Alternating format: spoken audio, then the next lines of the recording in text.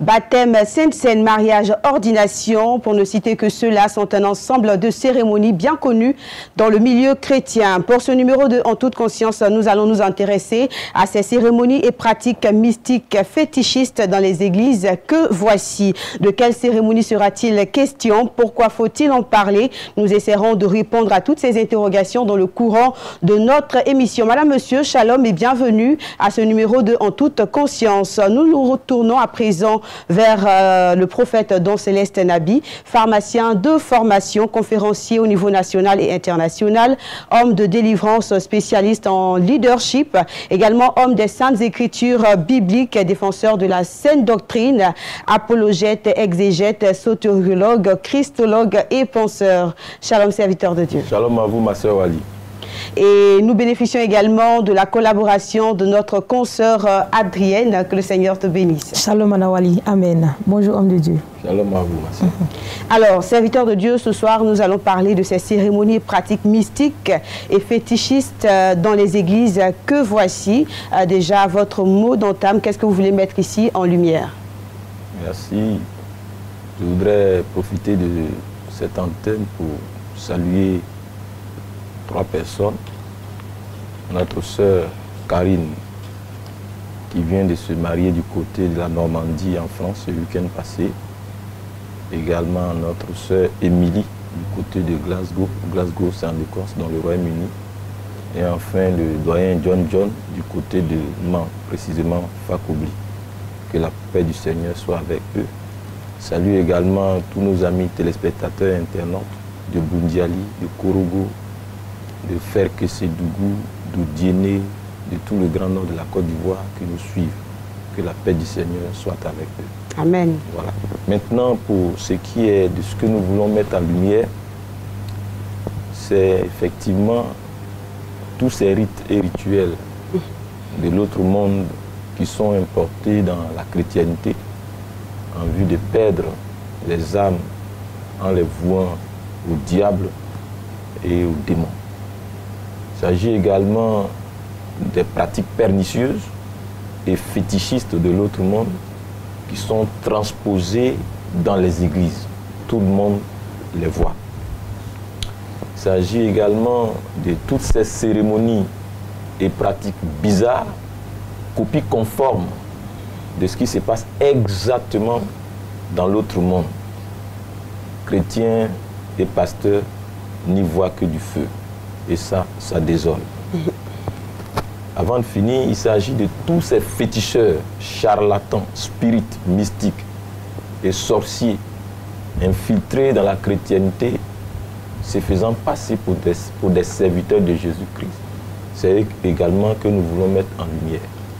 Et enfin, c'est tous ces arts et pratiques divinatoires qui ont pénétré à fond l'univers chrétien et qui sont en train d'être légitimés par le silence des sachants et savants qui sont à présent tous muets. Et ça, c'est désolant. Alors, vous voyez, aujourd'hui, on nous parle de voyants.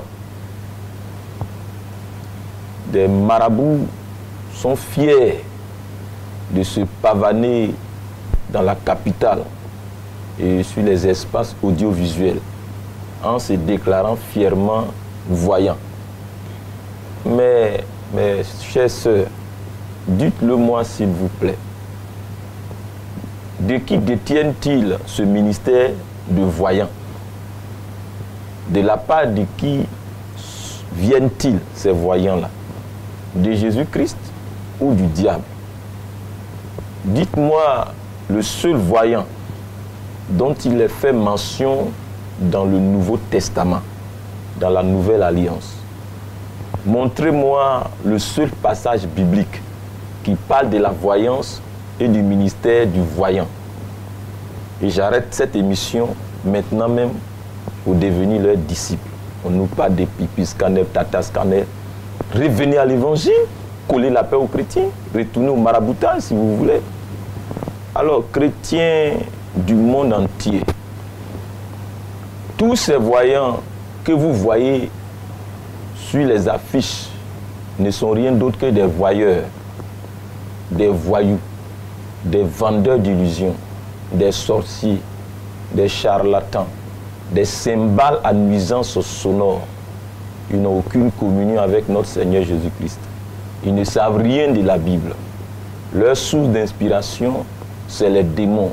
Il leur arrive très accidentellement de vous prêcher. Mais de quoi vous parle-t-il exactement?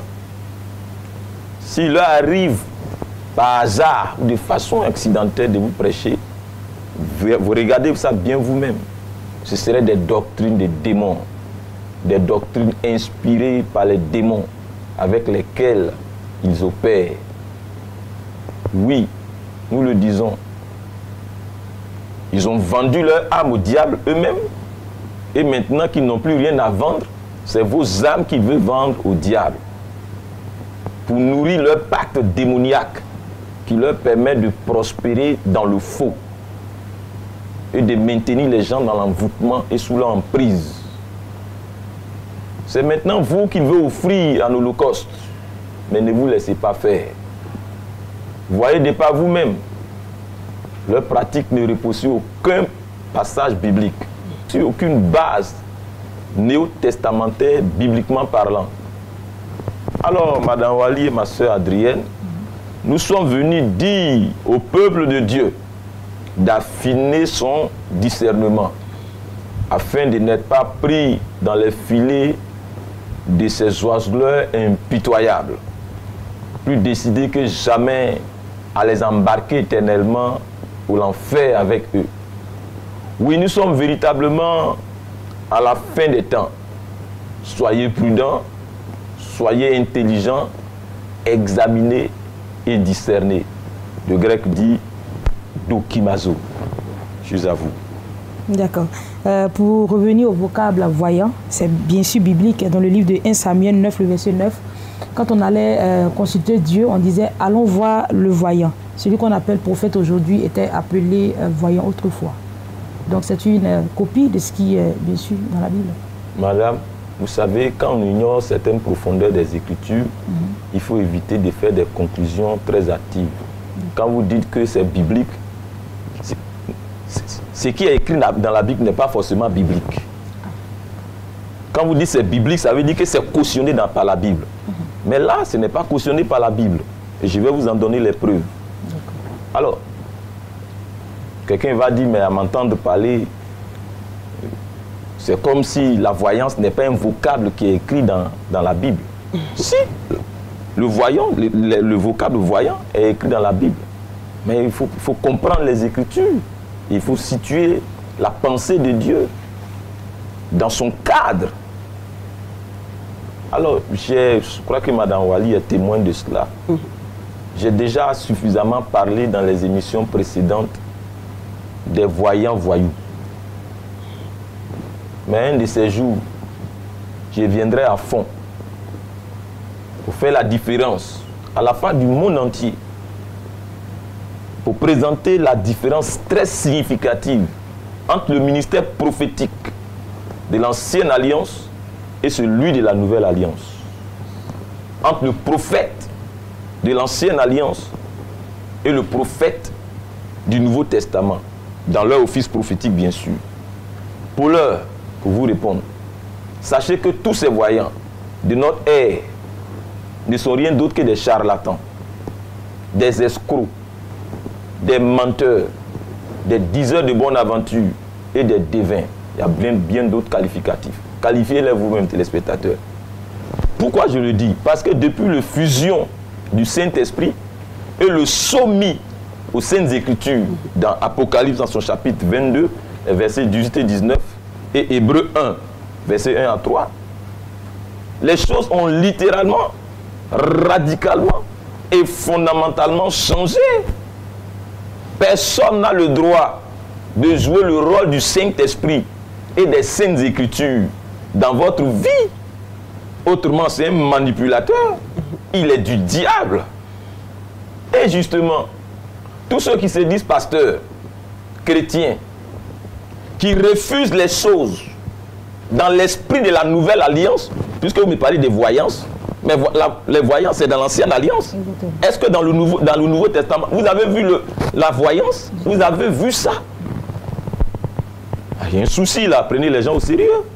Même si nous ne sommes pas allés loin à l'école, au moins respectez notre intelligence.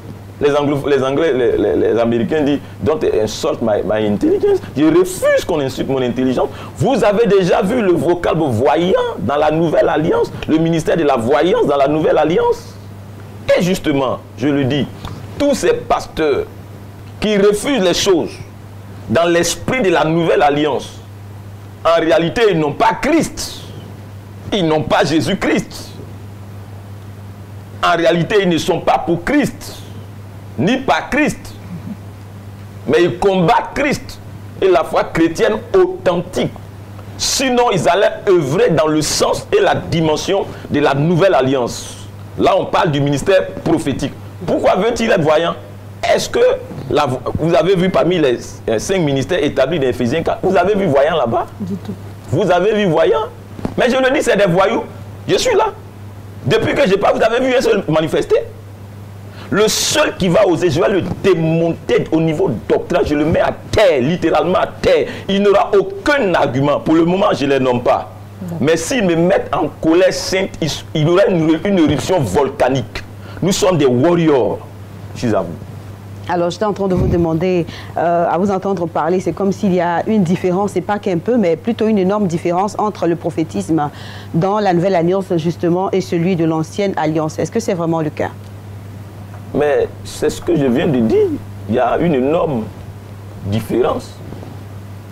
Le Seigneur et les apôtres ont clairement défini et posé les bases du sacerdoce dans la Nouvelle Alliance. N'est-ce pas? Paul parle des 5 ministères, dont le ministère prophétique, celui du pastorat, de l'enseignant, de l'évangéliste et de l'apôtre.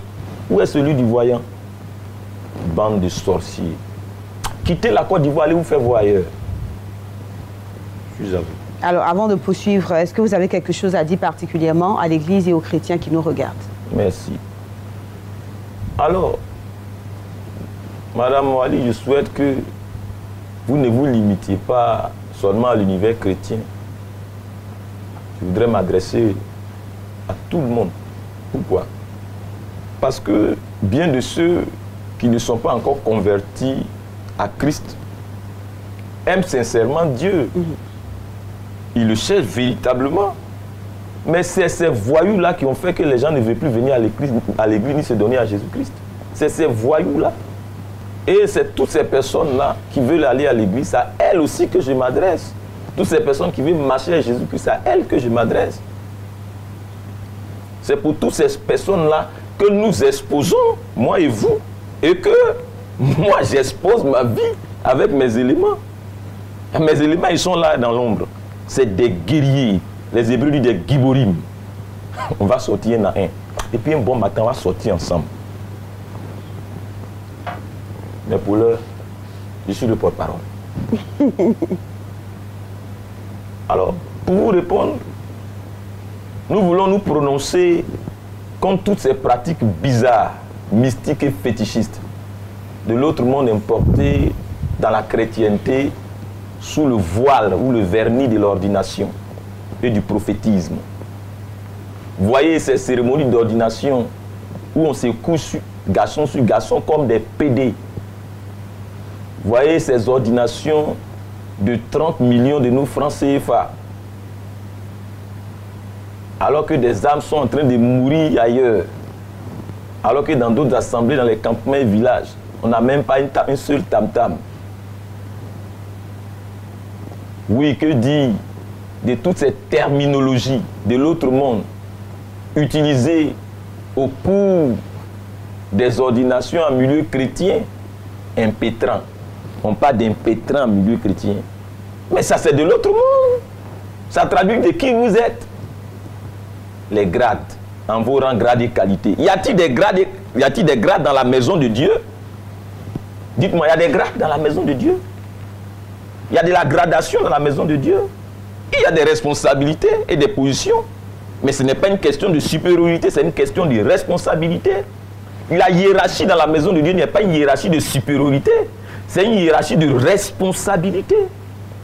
En vos rangs, grades et qualités. les épées, maniées à la manière des Templiers. Et ça, c'est au cours des cérémonies d'ordination. Oui, que dit de tous ces symboles? On voit ici, là, les symboles cosmogoniques. Le soleil et la lune, les symboles ésotériques, les symboles opératifs, des symboles architecturaux. Tout ce symbolisme-là, aujourd'hui, on retrouve ça dans nos milieux chrétiens. Ne me posez surtout pas la question comment je connais ça. Je suis un intellectuel. Je ne vais pas venir m'arrêter ici pour parler en étant ignorant. Oui, toutes ces choses-là se retrouvent dans le logotype de certaines confessions chrétiennes, sur leur mur, leur linteau des portes, sur leur affiche, mais de façon camouflée, dissimulée. C'est bien le temps de se poser cette question. Ces pratiques obscures de l'autre monde que l'on camoufle dans les églises sous le manteau de l'ordination et du prophétisme. Voie du design. D'où viennent-elles exactement? C'est bien la question qui se pose. Il faut y répondre. Dites-le-moi s'il vous plaît. Comment expliquer le fait de faire rentrer des cercueils, symboles de la mort, dans une église, symbole de la vie, au nom des actions prophétiques? Vous êtes désireux de révolutionner votre ministère et le monde par la puissance et l'application de l'évangile authentique. C'est possible au Centre de la Sainte Doctrine. Voici une opportunité exceptionnelle de formation en ligne offerte à tous les ouvriers de notre Seigneur Jésus-Christ partout dans les nations. Avec le Centre de la Sainte Doctrine, primo, bénéficiez de l'expertise, l'exactitude, la finesse, la discipline, l'expérience, l'art et le savoir-faire pratique et technique sous l'impulsion d'enseignants qualifiés dont la doctrine ne souffre d'aucune ambiguïté, avec notamment le prophète formateur Don Céleste Nabi Segundo, parce que nous sommes dans une ère de tous les défis et de digitalisation qui exige l'entrée en scène de vrais leaders et des hommes compétents. Et enfin, vous serez des leaders formés avec la manière, la science et l'art. Avec le Centre de la Sainte Doctrine, où que vous soyez, sans vous déplacer, venez puissamment vous équiper en vue d'un ministère pratique et efficace appelé à laisser ses traces dans l'histoire. C'est dès maintenant pour de grandes choses avec Jésus-Christ. Contact 07 82 31 08 07 37 39 03. Shalom. Dites-le-moi, s'il vous plaît, comment expliquez-vous le fait de faire entrer des cercueils, symboles de la mort, dans des églises qui sont supposées être des symboles de vie? Et cela au nom des actions prophétiques, au nom du combat contre la pauvreté. Et cela à la vue d'une multitude de gens se disant être habités par l'Esprit de Dieu. Sont-ils tous envoûtés? Peut-on envoûter quelqu'un qui a le Saint-Esprit habitant en lui? Où se trouve réellement le problème? Dites-le-moi s'il vous plaît, en tout bon sens. La pauvreté, est-ce dans le cercueil des hommes qu'on l'enterre ou par le moyen du travail, de la promotion de l'entrepreneuriat, par la création d'emplois, par le sens du devoir et de la responsabilité dans la discipline? Dites-le nous, bande d'imposteurs, de vendeurs d'illusions, fontaines sans eau, figuier maudit, arbre d'automne. Dites-le nous, prétendus prophètes et supposés hommes éclairés, et suppôts de Satan. L'esprit de sorcellerie, l'esprit de pauvreté, meurt-il? Est-ce un homme? Son cimetière, est-ce vos églises? Et puis, depuis que vous avez enterré la pauvreté, n'y a-t-il plus de pauvres dans vos assemblées? Depuis que vous agissez ainsi, l'Afrique est-elle sortie du sous-développement? Menteurs, escrocs et voyous. Oui, ces pratiques bizarres, mes sœurs, mystiques et fétichistes de l'autre monde, importées dans l'Église sous le voile de l'ordination et du prophétisme, d'où viennent-elles? D'où est-ce que leurs promoteurs tirent leur inspiration? Comment les discerner, téléspectateurs? Qui en sont les vrais instigateurs? Qu'est-ce qui se cache derrière elles? Quel est le regard des Saintes Écritures les concernant? Quel est leur impact sur l'Église et la foi chrétienne, biblique bien sûr? Une autre question. Comment en est-on arrivé de nos jours à simuler et à fabriquer des miracles par des mises en scène incroyables, sans aucune crainte de Dieu? Ces miracles mensongers qui bouleversent même le monde païen, médusé par cette comédie internationale, en plein lieu supposé saint. D'où viennent tous ces phénomènes qui laissent l'Église et les leaders religieux sans voix? Il faut en parler. Et voilà, les gens, ils veulent nous faire la peau. Ils font circuler des rumeurs dans toute la capitale disant que le prophète Don est décédé. Vous pouvez m'ôter la vie. Nous voulons également aborder, pour finir, quelques questions essentielles. C'est rapportant à l'ordination en milieu chrétien. L'ordination est-elle biblique ou pas? Comment devrait se faire l'ordination selon la Bible? L'ordination au regard des Saintes Écritures bibliques, de l'ancienne à la nouvelle alliance, comment les choses se faisaient-elles? Ordination et consécration, quelle différence? Et enfin, l'ordination, nécessité ou option? Je suis à vous, mes sœurs. D'accord. Est-ce que vous avez, serviteur de Dieu, un appel à lancer à l'endroit de qui de droit? À l'endroit de... De qui de droit? Mais... Par rapport à tout ce que vous venez de dire tout à l'heure. Merci. Mais qui de droit, c'est qui? Qui de droit, c'est d'abord les pasteurs, les chrétiens et les églises. C'est à eux de prendre leurs responsabilités. Ce n'est pas au monde ou aux séculiers de venir mettre de l'ordre dans l'église de Jésus-Christ. Ce serait une insulte, ou même un paradoxe, une honte. C'est vrai que nous sommes dans un état laïque en Côte d'Ivoire, mais les affaires de l'église en tant que corps de Christ sont du domaine de la responsabilité de l'église et des chrétiens. Et justement, l'église doit être assez responsable et courageuse pour se prononcer et éventuellement faire des propositions au gouvernement, des propositions de réforme dans le secteur, je veux dire bien sûr au niveau de l'œuvre de Dieu, pour que ces propositions-là soient entérinées par les gouvernants dans le sens de la collaboration. Ce doit être une synergie d'action, parce que l'État et l'Église devraient œuvrer ensemble pour le bonheur des citoyens et l'émancipation de notre nation, notre belle Côte d'Ivoire. Mais il ne faut pas laisser le travail à l'État qui n'a pas l'expertise de la science sacerdotale. Ça, c'est la responsabilité des pasteurs. Malheureusement, l'ignorance les tue et les rend muets. Tout compte fait, nous remercions les gouvernants et nous leur disons qu'il faut réagir dans la justice et dans la justesse contre tous ces arnaqueurs. Il faut réagir contre de tels escrocs ambulants. Il faut prendre des mesures contre ces vendeurs d'illusions, ces charlatans, ces farceurs et agents de déstabilisation de vie et de destinée. Il faut stopper tous ces imposteurs qui sont des potentiels freins au développement de nos peuples.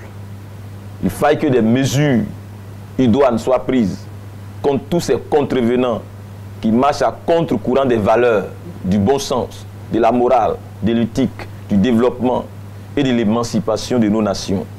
Et puis, qui initient et forment des ressources humaines à leur science obscure de destruction. Il faut se dresser contre de telles personnes.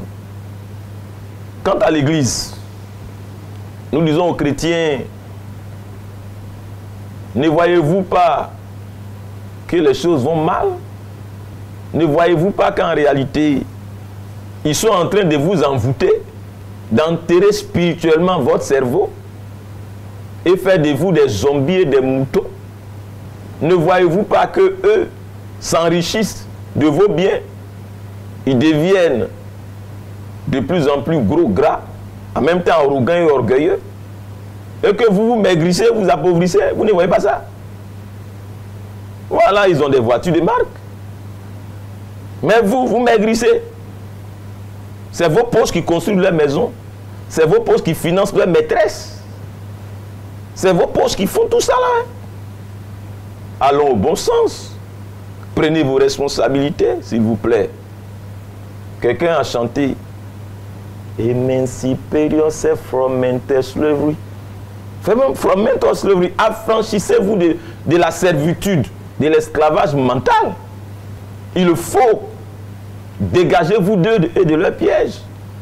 Quant aux pasteurs qui sont encore dans la vérité, fortifiez-vous davantage et restez dans la vérité. Et prenez courage. Que vos voix fassent entendre la volonté de Dieu et les oracles de Dieu.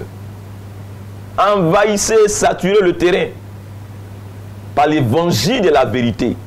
Secouez vos ennemis et pilonnez-les jusqu'à leur dernier retranchement. Que ceux qui voudront se repentir le fassent et soient joyeusement accueillis. Mais que les satanisés et les démonisés, c'est-à-dire les obstinés mordicus pour la cause du diable et pour la perdition des âmes, que ceux-là subissent les affres et les effets collatéraux de ce tsunami de réformes que nous avons entamé. Je suis à vous. Pour résumer, voici les 13 points suivants. Quiconque fait entrer un cercueil dans une église au nom d'un acte dit prophétique est incontestablement un faux prophète.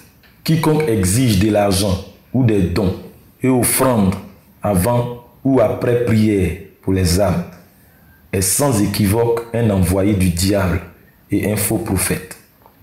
Quiconque procède à une cérémonie d'ordination en se couchant sur le concerné, comme on couche avec une femme, est un potentiel agent du diable et un faux prophète.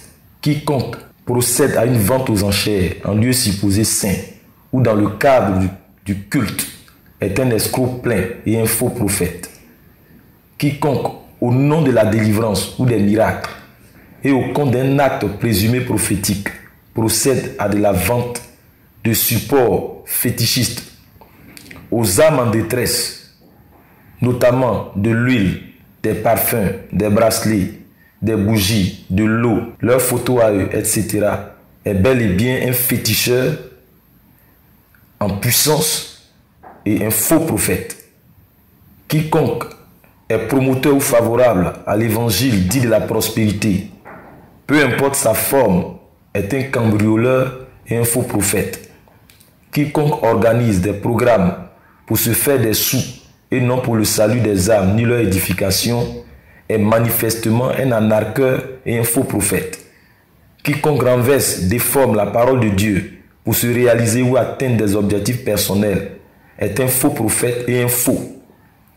Quiconque derrière le pupitre exhibe ses richesses, ses biens, sa fortune ou autre chose, plutôt que de prêcher l'évangile de Jésus-Christ et de conduire les âmes au salut, à la connaissance de notre Seigneur, est un parvenu et un faux prophète. Quiconque prêche et ou pratique le dédoublement ou la sortie du corps, la projection astrale, est sans nul doute un sorcier et un faux prophète. Quiconque prêche les rapports sexuels avant le mariage à titre d'essai est un mercenaire du diable infiltré dans la bergerie de notre Seigneur. C'est un impudique, un faux et un faux prophète. Quiconque n'exerce pas son ministère en s'appuyant sur la Bible est un faux prophète, un docteur du diable. Et enfin, quiconque, se disant pasteur, abandonne son épouse pour en épouser une autre, pour un prétendu mieux-être au niveau socio-matériel, est un païen manifesté et un faux prophète. C'était en toute conscience avec vos serviteurs, le prophète Don Céleste Nabi et la Lira. Shalom. Voilà, nous retiendrons juste qu'à la fin des temps, ce sera un combat doctrinal. Cela signifie que nous devons être véritablement enseignés sur la parole de Dieu pour faire un front au faux et surtout pour ne pas se laisser séduire. On se retrouve la semaine prochaine pour un autre numéro de En toute conscience. Que le Seigneur vous garde. Shalom. Shalom.